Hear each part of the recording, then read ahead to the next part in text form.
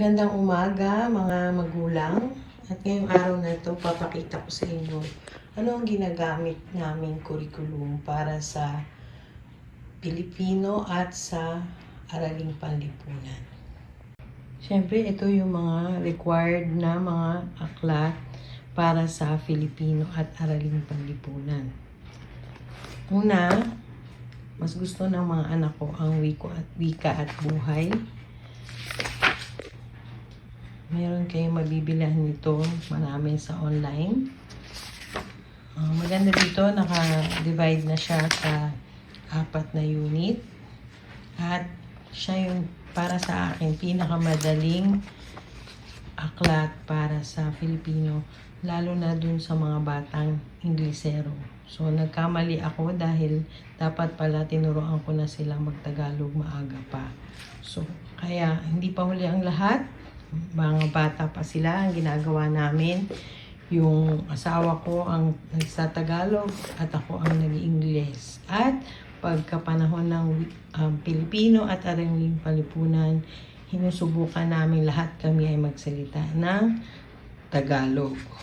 Para naman sa Araling Panlipunan, yung iba ang ginagawa para maintindihan ng mga Inglesero, bumibili sila ng Tagalog version at English version. At yung iba naman, ito, Lahing Dakila. Maganda rin ito para sa Araling Panlipunan. So, yun ang mga required books. Para naman sa mga high school, mas malaki yung mga batahan. Ito naman yung mga required na libro para sa kanila. Merong Noli Me Tangere, El Filibusterismo. Ang ganda rin itong Ibong Adarna dahil merong English at Tagalog na translation para maintindihan nila. Florante at Laura. Alam ko meron din itong Tagalog and English version. Ang isa sa pinaka gusto kong supplement namin sa Filipino ay ang Wikahon. Meron itong dalawang version, Wikahon A at Wikahon B. So, pahirap siya ng pahirap. Depende sa level ng bata. At natapos siya namin parehas, pero paulit-ulit ko pa rin siyang ginagawa kada taon. So, ang ginagawa ko, kasi ganito siya, nabubuksan siya, at ito yung nakalagay sa loob. Ginagawa ko, nilalagay ko siya sa basket para hindi sila tatamarin kunin yung gagawin nila para sa araw-araw. So, meron siyang talaan ng sagot at meron siyang gabay para sa guro. Para gawin ito, meron siyang mga instruction kung ano yung mga pagkasunod-sunod, kung paano mo siya kung paano mo siya papag-aralan. Halimbawa, gumamela, tapos merong ilang-ilang kanya. So, sunod-sunod siya. So, aayusin mo ito mga to kasi sa papahirap siya kasi ng papahirap. So, natapos na namin yung mga una. Nilalagay namin sa likod. Kukuha kami sa harap dahil ulit kami ngayong taon. So, ang mangyayari dyan, kukunin nila ito, halimbawa, pambansang tirahan. Babasahin ng malakas. Ang ginagawa ko, isa-isa sila nagbabasa para makita ko kung saan sila nagsastruggle. Usually, nahihirapan sila sa NG, o kaya yung ang, ng, kaya maganda itong exercise. So, habang nagbabasa sila, dapat naiintindihan nila. Dahil, after nila magbasa, meron mga question dito sa likod. So, nakalagay, talasalitaan. Hanapin ang kahulugan. So, imamatch nila.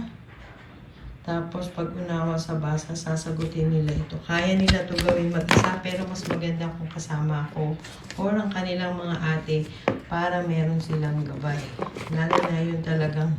At ang kasagutan ay makikita nila dito sa kaya they can also check, mag-check din nila ang kanilang gawin. ginagawa ko, piniprint ko yung dapat kasi dito sila sasagot. Pero para magamit ko ulit, piniprint ko, papa-photocopy ko, and ilalagay namin sa kanya-kanya naming envelope. Maganda itong talasalitaan ng sagot dahil merong pangalan, baitang, pangkat, petsa, merong uri ng bulaklak, tapos pamagat. So, isusulat nila bilang na tamang sagot at pangkahalatang puntos. Tapos merong talasalitaan, pag-unawa sa binasa. So, maganda itong kahon. I highly recommend it sa mga nag-aaral magsalita ng Pilipino. Para naman sa maliliit na bata na nag-aaral pa na magbasa, itong aking magandang ginagamit para sa Filipino. Una ay matutong magbasa. Yan ang simula. A-E-I-O-U. Tapos A-I-O-U. So, meron din siyang pagsasana. So, maganda siya. Meron ding English version. Sa Araling Panlipunan, maganda rin ito yung my town, my school, my country, and my home. Maganda siya kasi di ba ganyan naman ang Araling Panlipunan? Una, tungkol sa sarili mo, tungkol sa pamilya mo, tungkol sa community mo, tungkol sa paaralan mo, palawak ng palawak hanggang sa Pilipinas, hanggang sa mundo. Maganda rin yung mga living books para maturuan natin ng effective ang mga kabataan. Alam nyo, sabi nga nila, hindi yan nasa curriculum. Ang importante, gusto ng kabataan maturuan natin sila at talagang maintindihan nila yung lesson. So, isa ito, si Segunda, Panahon ng Espanyol, si D.Y.N. Adarna books ito. Ito ay tungkol sa Spanish era. Ito naman si Junjun Batas Militar. Adarna din ito. Yan. Martial law. Pitong sa Hapon naman to. Panahon ng Hapon. Panahon ng Amerikano. Ito rin sa martial law.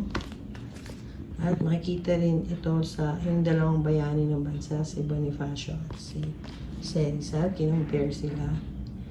What Kids Should Know About Andres. Maganda rin ito. At yung parang comic strip ng El Filibusterismo. Meron din itong Noli Me Tangere. Hindi ko lang pa makita. Baka nasa kwarto ng mga anak ko. Ninoy Aquino. Maganda rin. Ito naman mga buhay, talambuhay na mga bayani. So marami ito.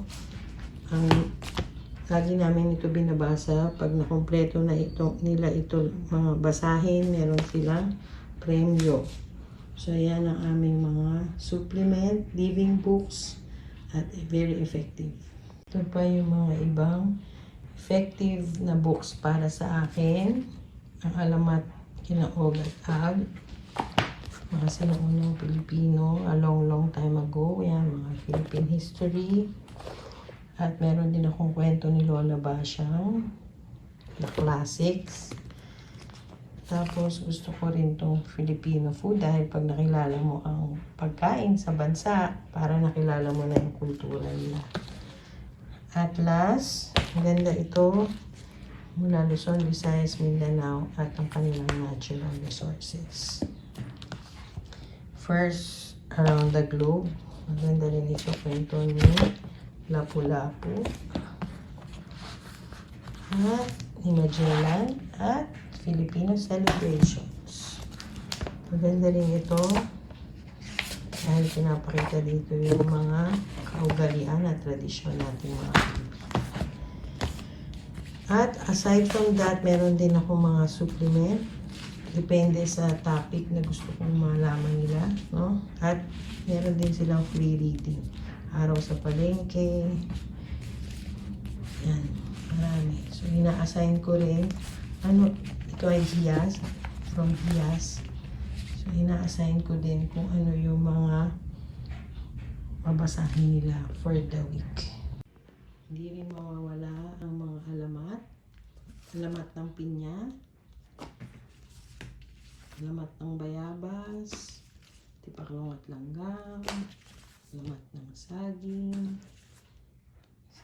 Pagong at simaching. At ang bagong damit ng Ember. The classics. Paano ko sila napapabasa? Meron kaming tinatawag na morning basket. Dito ko nilalagay yung mga kailangan naming basahin for the week. At ang goal nila is mabasa ito lahat.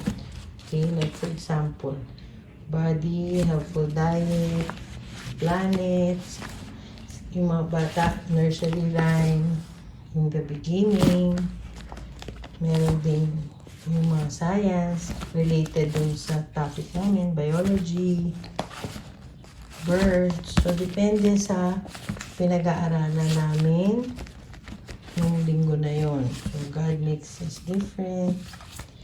Word the Roman, syempre para sa CC, maps and mapping, whales, from tadpole to frog. Ito naman yung life cycle. Meron din kami ancient world, dinosaur mystery na biblical, pyramid. Meron din kami syempre mga Bible books.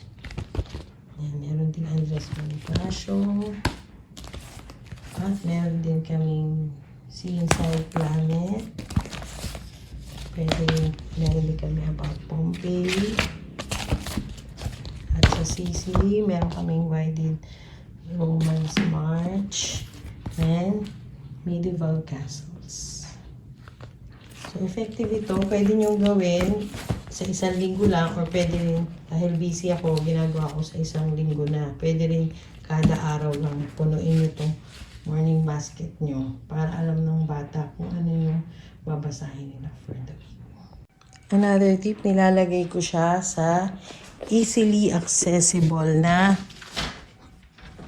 mababa na mga bookshelf para madali nilang makuha at hindi sila ma-discourage magbasa. Yan. So, ang ginagawa namin, babasahin nila at they will narrate it to the whole class. So i-share nila sa akin o sa kanilang mga kapatid sa buong pamilya. Ano yung natutunan nila? Something interesting. So, that's it. Maraming salamat. Happy homeschooling!